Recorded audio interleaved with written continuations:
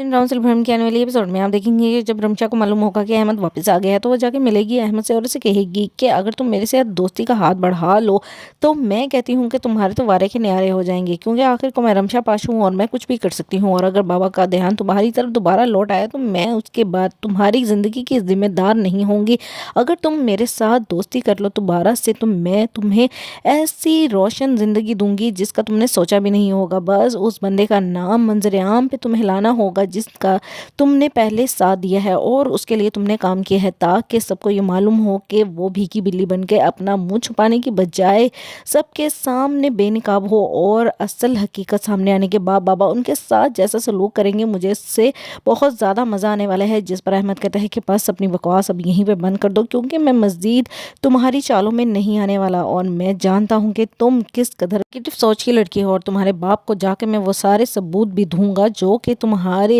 असलियत को बेनकाब करेंगे और ये भी बताएंगे कि तुम जो उनकी औलाद बनी फिर रही हो असल में उनकी अपनी औलाद नहीं है। इसलिए बेहतर ये होगा कि मेरे मुंह लगने की बजाय और मुझे बेनकाब करने की बजाय अपनी हकीकत को छुपाने के बारे में प्लानिंग्स करो। दूसरे सीन में आप देखेंगे कि सलार कहेगा अर्जुमन से ये क्या आनी, आपने तो मुझे ये यकीन दिलाया था कि आप सजल को बिल्कुल सच्चे दिल के साथ अपना के इस घर में लेके आएंगे, लेकिन यहाँ तो आप मुझे उसकी बुराइयां ही गिनवाने से नहीं रुक रही और आपने तो मुझे उसके बारे में इतना खिलाफ करने की कोशिश कर ली है कि मुझे लगता है कि अगर मैं मज़ीद आपकी बातों में आया